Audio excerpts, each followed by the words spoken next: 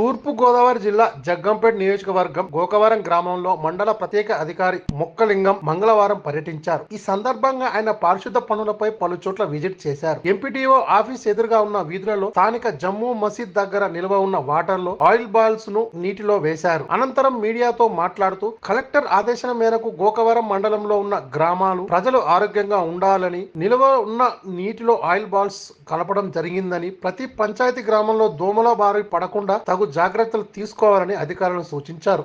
ఈ కార్యక్రమంలో MPTO Govind, EOPRT Rajeswara Rao, panchayat కార్యదర్శి టంకల శ్రీనివాసరావు పాల్గొన్నారు. గ్రామ పంచాయతీ అధికారులు, అలాగే మెడికల్ డిపార్ట్మెంట్ సిబ్బంది, ఇతర సిబ్బందితో పాటు గ్రామ ప్రజలకు కూడా ఇక్కడ ఈ శానిటేషన్ కానీ, ఈరోజు మనం చేసినటువంటి ఆయిల్ బాల్స్ కార్యక్రమంలో కానీ అందరూ కూడా బాగా పార్టిసిపేట్ చేసి ఈ కార్యక్రమాన్ని జయప్రదం చేసినందుకు ఇంకా కంటిన్యూ చేసి ఈ శానిటేషన్ కార్యక్రమం ఇంకా బాగా చేసి గ్రామ ప్రజలకు కూడా ఎటువంటి రోగాలు రాకుండా కార్యక్రమాన్ని చేపట్టవలసిందిగా అందరినీ కోరుతూ సెలవు తీసుకుంటాను.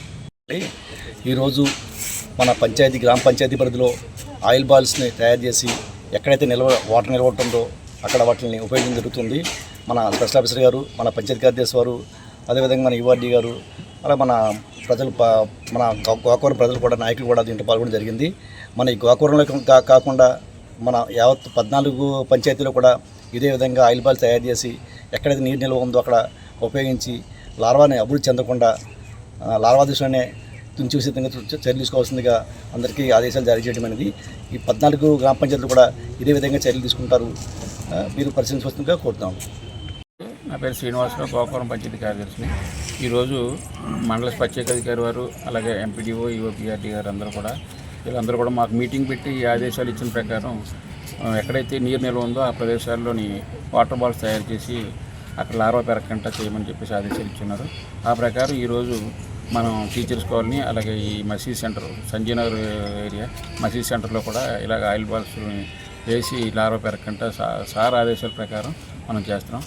అలాగే ఇప్పుడు గ్రామంలో ప్రతి చోట కూడా మేము ఏ విధమైన అంటువ్యాధులు రాకుండా ప్రతిరోజు కూడా శానిటేషన్ చేస్తూ నిన్నటి నుంచి మన గ్రామం అంతా కూడా దోమలు ఎక్కడ కూడా పెరగకుండా స్ప్రేయింగ్ కూడా మొదలుపెట్టాం, వెయిట్ కొడుతున్నాం.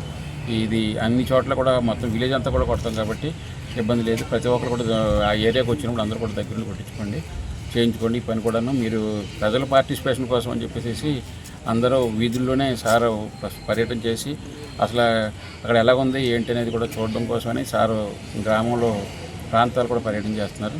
ఇది లో లెవెల్ ఏరియా కాబట్టి ఇక్కడ కొద్దిగా వాటర్ ఉంది, దాని మీద ఇక్కడ కూడా వచ్చి ఉన్నారు. అలాగే మేము అందరు నాయకుల్ని కలుపుకెళ్తున్నాం. అందరూ నాయకులు కూడా ఇందులో పార్టిసిపేట్ చేస్తే మన గ్రామాన్ని మనం స్వచ్ఛంగా గోకవరంగా తీర్చిదిద్దడానికి మీ వంతు సహకారం అందించవలసిందిగా పంచాయతీ తరఫున కోరుతున్నాం. ఈ విషయం పంచాయతీ సర్పంచ్ గారు కొమరం శ్రావణి గారు కూడా అన్ని పనులు చేయమని చెప్పి చాలా కూడా ఆదేశించున్నారు. ఆ ప్రకారం మేము ఎదురుకెళ్తాం. బాడీ సహకారం అన్నీ తీసుకొని ఎదురుకెళ్తాం. Thank you sir. ప్రజలందరికీ నమస్కారం.